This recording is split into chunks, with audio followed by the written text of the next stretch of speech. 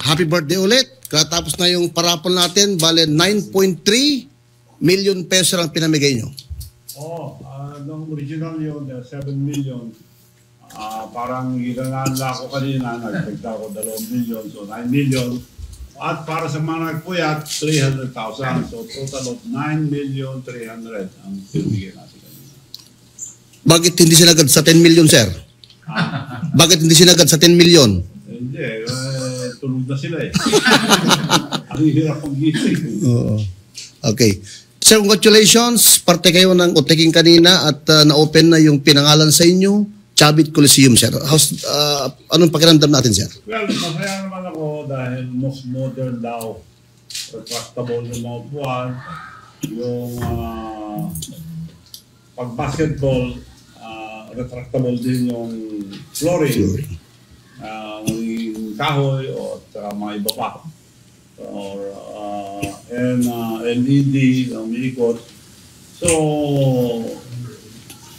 mga bago lahat nilagay doon.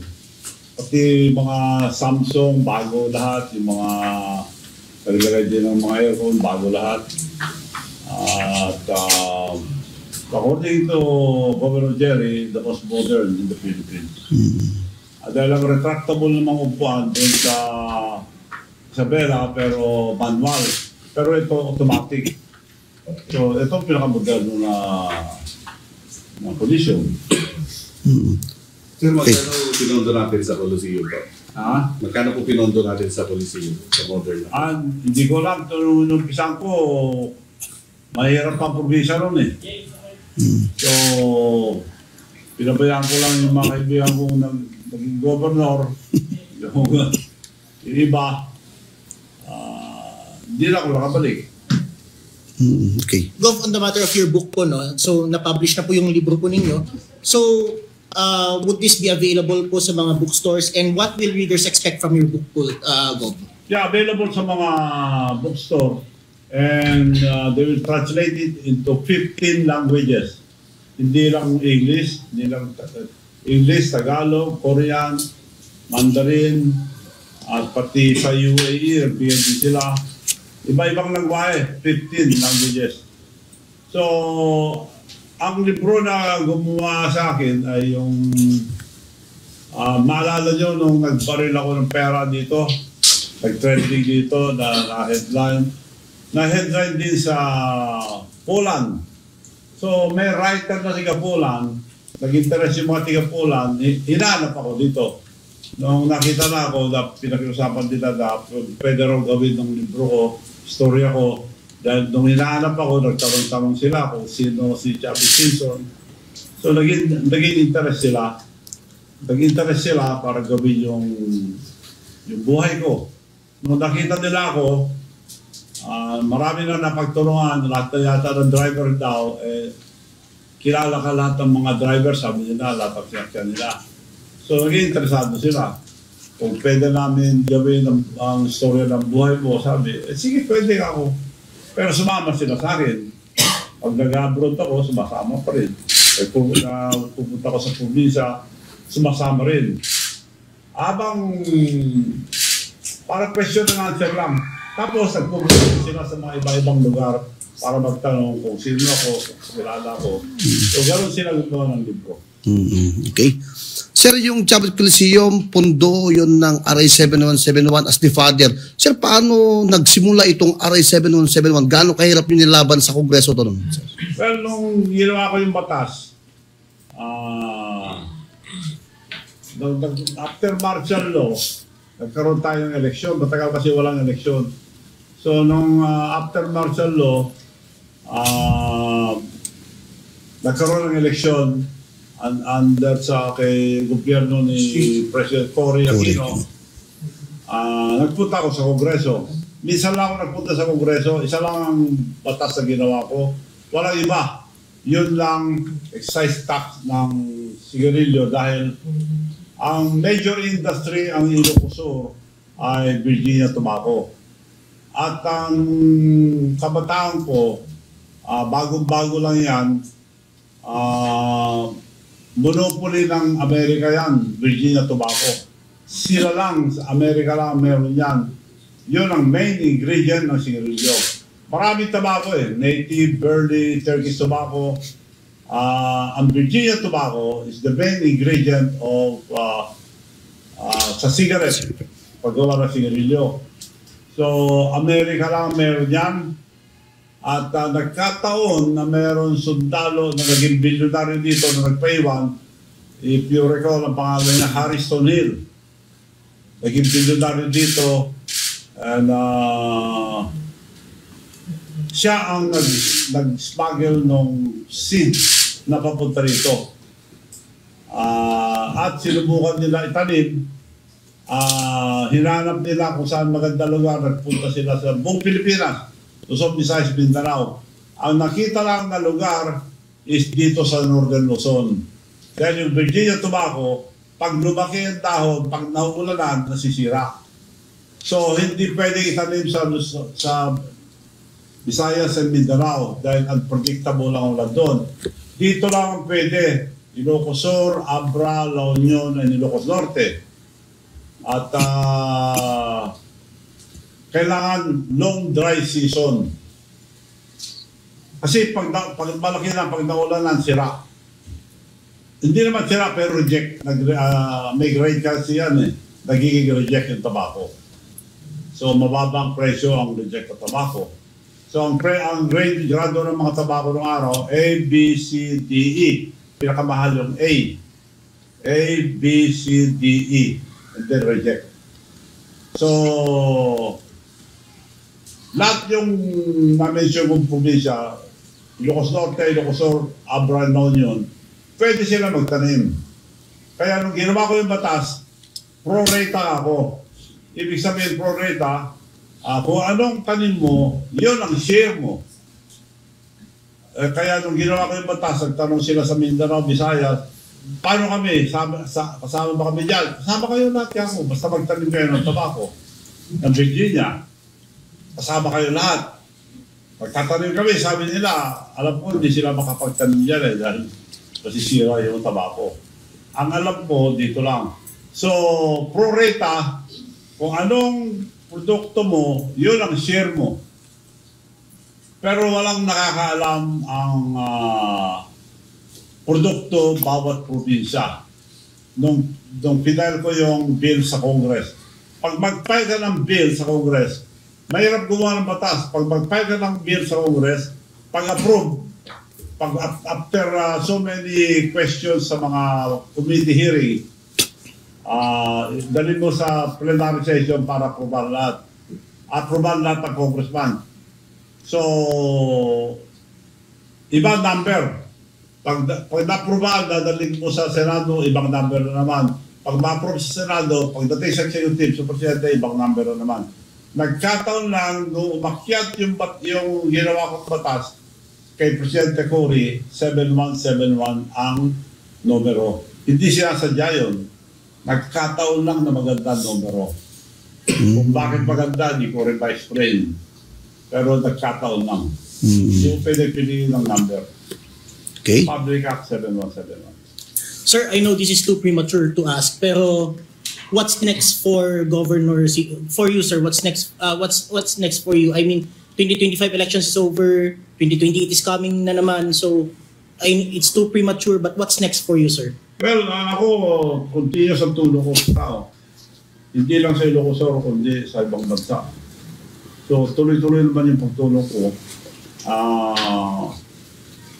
Yun lang, kailangan reward system. Ayaw ko magbigay ng pera, ayaw ko yung dole out, dahil tataba rin ng tao dyan. Okay. So, tumutulong ako sa lahat.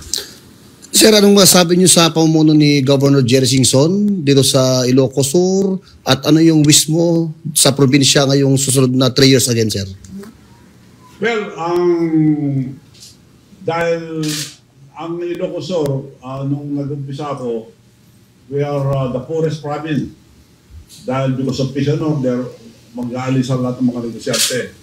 So from the poorest province, naging 5th richest province tayo. At ngayon, ika-anim na pinakamabilis umangat ng ekonomiya. So, ayaw kong bumaba tayo doon. So, ang gusto ko, industrialization. Kaya nag-imbita ako ng mga iba-ibang factory. Kaya lang, hindi ko makapag-approve sa Senado at sa Congress at Senado yung economic zone, free economic zone. Kung economic zone lang madali, hindi yung free economic zone. Ang meron lang, marami naman naka-approve, pero ako ilang taon ko nang dahil yan ayaw nilang aprobahan. Hindi na ako, yung mga anak ko nag-approve ay nag-file. Mga kaibigan ko, nagpatulong ako, wala. Pinapasa-pasa lang. Mas mabilis sana kung meron tayo na economic zone. Kaya ginawa ko na, nagtayo na ako ng economic zone ko sa pre-economic zone sa Korea. Meron tayong 2 economic zone sa Korea. Isa sa Gangwon Province at isa sa Incheon Province. So, 2 doon. Kaya doon ko nagdala yung mga ibang factory ko. Inuwi ko na lang dito, kaya yung factory ko ng electric vehicle, dinala ko sa Batangas, sa Malbar, Batangas, na meron silang economic zone doon. So, sana kung nabigyan ako, nandito natin yung mga factory ginagawa ko sa Korea. Like in Korea, sa Gangwon Province, bumili ako ng white sand na 4 hectares worth $100 million. Nung nabili ko yon, sumus yung Hyundai. Kami na mag-develop, sabi nila. So, shoot, naganda yung lupa na nabili mo. So, kasusyo ko ron Hyundai. Economic zone, pre-economic zone ang tinayo namin doon. And residential, at the same time, pre-economic zone. Ginagawa na ngayon ng Hyundai, take over ng Daewoo. Dahil nagustuhan nila ng Daewoo, ewan ko paano nila take over, nag-take over. Ngayon, nagtayo ako ulit sa Incheon Province ng factory ng mga health and beauty product. And training center for Filipino. Dahil may usapan na kami sa Korea na pwede ako magdala ron ng mga caregivers. Yung caregivers, kailangan mag-aaral ng Korean. So, doon na mismo ang training yung mga Pilipino. Okay. Next question, sir. Gob, itong papremyo ninyo, very strict yung pag-verify ninyo ng mga winner. Meron na ba kayong na-monitor, Gob, na scammer? Meron. Sa mga papremyo ninyo? Meron. May mga scammer kaya na-delay ng konti itong papremyo natin dahil maraming mga pumapasok. Pero very safe. Pero dahil nakikita natin Kaya very safe yun dahil ang ginamit ko yung B-Bank, Vegan Bank. Ginawa ko yung B-Bank na yan dahil napag-alabang ko na 77% ng Pilipino walang bank account. Pag pupunta kayo sa bangko, madedelay lang kayo dahil maraming requirements, kasi strict ang bangko. So, nasa mundo na tayo ng digitalization, puro online. Paano makakasunod ng taong bayan kung wala silang bank account? So, nilabas ko this year yung B-Bank naging digital. Ibig sabihin, naging nationwide yung Vegan Bank. At kung mag-download yung mga tao, di na kailangan pupunta pa sa bangko. Online lang, pwede na mag-download, may bank account ka na without going to the bank. Ganun kabilis yun. May problema ng isa dahil yung mga ibang tao, yung mga scammer, ibang pangalan nilalagay nila, bawal yun. So yun, nagbabawas kami ngayon yung mga kahit sa nilagyan ko ng limit para hindi magamit yung mga scammer and yung mga amla, yung hindi amla, yung yung mga hacker, na-hack nila yung mga account, tapos dinadala doon, pinapadala. So, bawal yun. Kaya nilagyan ko ng limit. Pero, kung B-Bank to B-Bank, like gaya ko, kung kailangan ititimbre ko sa Central Bank, kung sa akin, walang limit. Ako yun. Pero sa public, may limit. Kagaya kanina, yung pa-permit natin 9 million, pinadala ko lang sa account ko, tanggap agad yung secretary ko doon, sila na nagbibigay ang permit kanina. Gov, speaking of VBank, so will we be opening VBank din for loans for the regular people? Pag nag-download kayo ng VBank, meron kayong bank account agad. Walang deposito yon, walang bayad, libre yon. Importante yan dahil national na and ongoing ngayon ang integration namin sa UAE, United Arab Emirates. Dahil 3 million ang Pilipino ron. Yung inuna ko yung UAE, then sa Japan, Hong Kong, Korea, at buong mundo. So magiging international to help the overseas workers. Ngayon ang overseas workers natin, pag nagpadala ng pera, pupunta sa bangko. Yung tatanggap dito, pupunta na sa bangko. Dito sa VBank, hindi na kayo pupunta sa bangko. Bahay lang kayo. Padala nyo, VBank to VBank, walang bayad. Hindi ko ginawang negosyo. Kung ginawa ko negosyo, marigigil tayo ko. Pagkagalit lang sa akin dyan, yung mga nagpapadala ng pera. Willier, yung mga YouTube back, lahat. Dahil may bayad. Ako walang bayad. Dilibre ko lahat. Tulong lang sa tao, ating kababayan. Gov, I'm sorry. Yung tanong ko po, Gov, is will VBank in the future open its, magkakaroon po ba ng product na tulad ng mga loans for the people? Yes, meron. Bangko rin eh. Bangko rin. Pero yung mga negosyo, like for example, yung mga nagpapadala ng pera, tinanggap ko. Tulong ko sa ating kababayan, mga... Kasi ang laki rin binabayaran nila yung mga nagpapadala ng pera eh. Papadala kayo ng pera dito, pupunta ka sa bangko, may bawas yun. Pero VBank to VBank, sigurado pa na kamag-anak yung mga katanggap. Walang bawas. Okay. Sir, sa politika, sir, sa impeachment case ni Vice President Sara Duterte, anong nararamdaman natin nun pagkatapos may balik sa lower level ng Congreso? Matutuloy ba yan sa tingin mo, sir, matutuloy ba yun? Yung impeachment case ni sa Vice President? Yung impeachment. Ang impeachment, parang number game yan eh. Kung lamang ka sa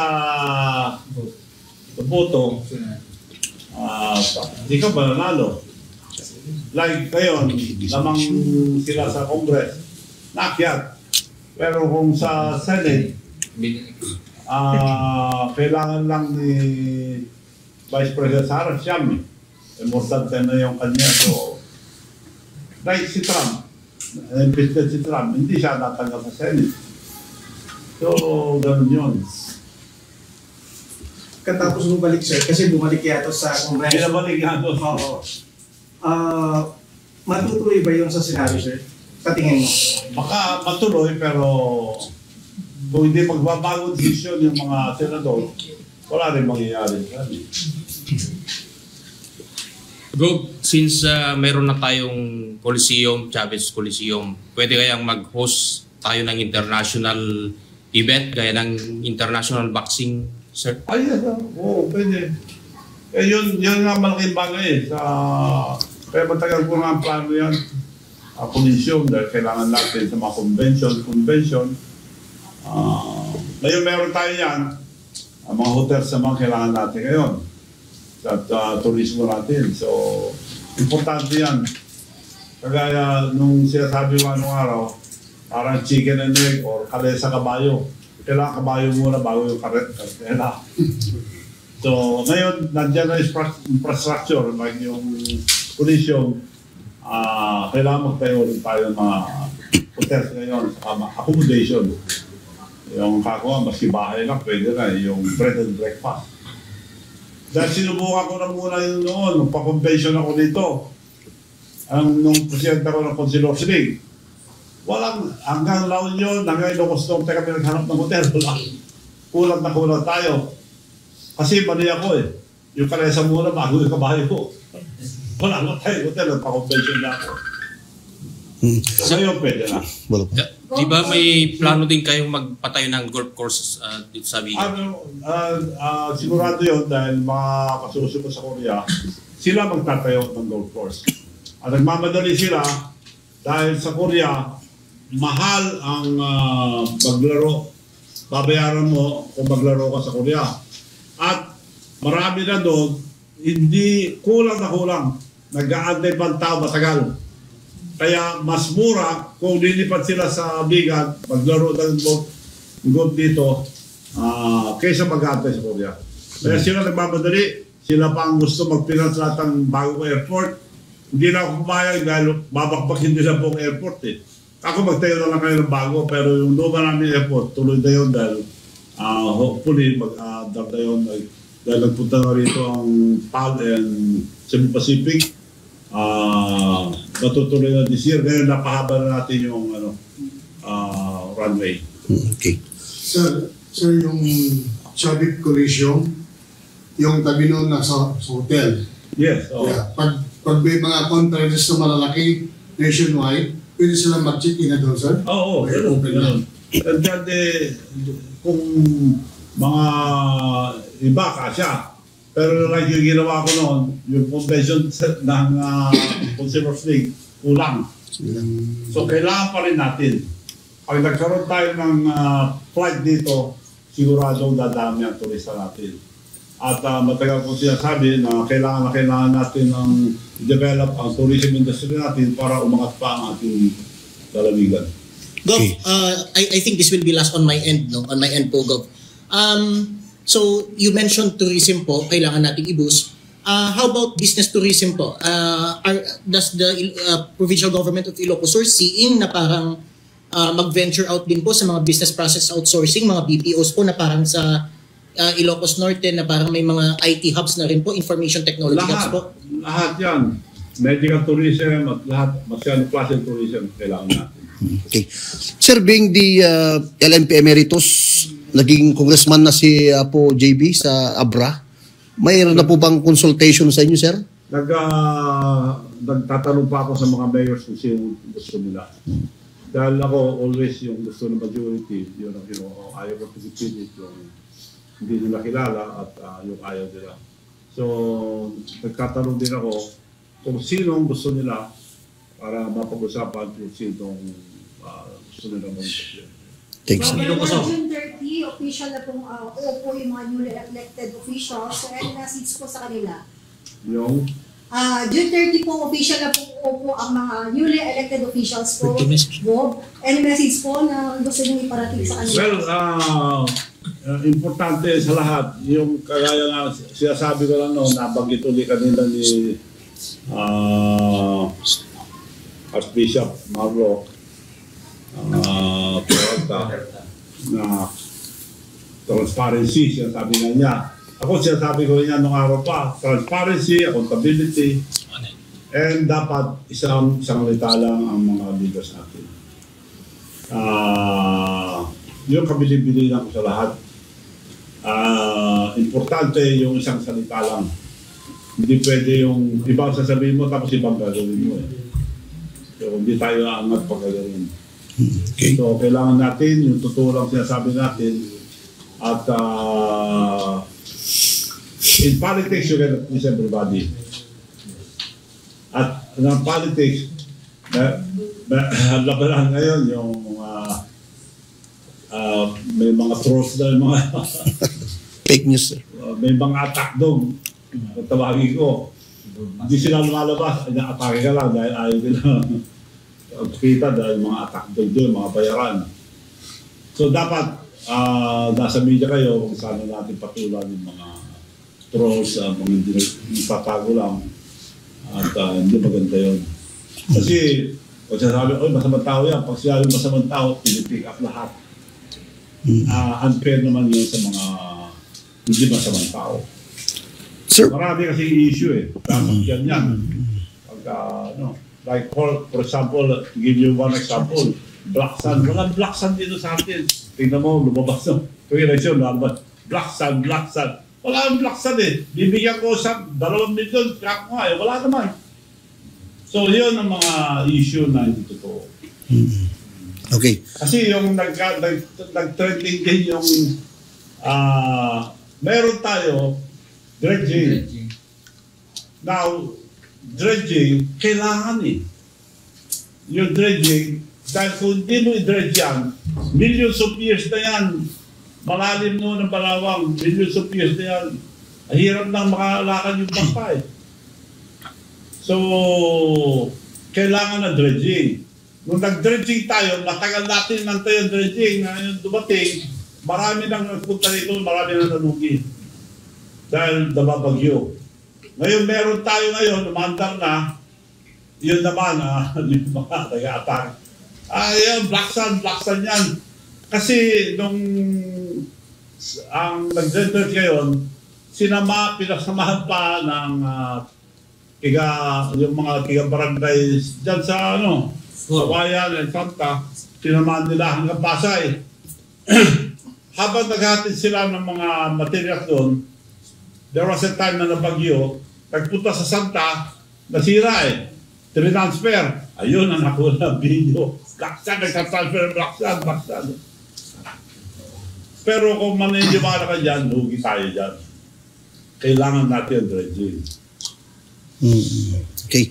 May year contract ba yan, sir? May contract yan. Ilang taon? Hanggang maubos yung material dyan. At nagbabayad sila sa munisipyo, sa probinsya, sa barangay. Kado na dredging. Wala tayong kapital. Okay. Inside the Philippines, dito lang sila, sir? Hindi, marami. Marami yung dredging. Okay. Sir, from 7 million last year, ngayon 9.3, anong asahan yung mga Pilipino sa next year? At bakit nyo ginagawa to, sir? Tuwing birthday nyo, namimigay kayo ng pera. Ha? Gano'n, bakit? Bakit nyo ginagawa to, sir? Yung nagbibigay kayo ng pera? Di ba madalas ko sabihin sa inyo, ang pera, pag hindi mo ginastos, hindi sa'yo. At alimbawa, may pera ngayon, pag namatay ka bukas, saan niya? Wala. Hindi mo naman madala. Kaya kailangan gastusin. Patas ng patas, sir? It's 11:22, so malapit na mag-end yung birthday natin. So, Gob, ano yung wish mo for your birthday today? This year? Wish ko? Yes. Binata naman ako. Hindi, wish ko lang yung umangat pa ang ating lalawigan. Dahil nakakaya kung bumaba tayo. We are the 5th richest and the 6th fastest economic recovery. Recovery, sir. Ika-anim tayo na pinakamabilis sumangat. So, yun ang we should take advantage of that for the sake of for the future of children. Ito ginagawa natin nato para sa mga kinabukasan mga kabataan, hindi para sa atin. So yun ang dapat din yung mga taong bayan, yung mga atakdong, yung mga walang magawa. Danda sa media. Masyadong gawin mo dyan eh. Pag sabihin mo pula, itim, sabihin nila. Pag sabihin mo itim, pula, sabihin nila. Kaya hindi kayo magkaintindihan yung mga atakdong, yung mga naninira. Walang gumawa kundi sisiraan ka. Pero di sila lumalabas. Doon may plano tayo mag-file ng case sa mga dumadali sa pangalan ninyo. Oo, kung makahuli tayo. Dapat lang. Pero Yan ang problema ko, yung nagagamit ng pangalan. Marami nagagamit ng pangalan, gumagamit ng pangalan. Okay. Nakakaya nga eh. Na gamitin yung pangalan ko na umutang pa sila. Oo. Nakakaya. Sir, any message ka sa mga nanalo ng 9.3? Anong message nyo sa kanila, sir? Congratulations! At akala ko, di magising yung dalawa ka dito eh. Sumagot naman sila, kaya nalaman sila. Okay. Sir, thank you very much. Happy birthday ulit, sir. Thank you very much, sir. Thank you. Salamat din sa inyo.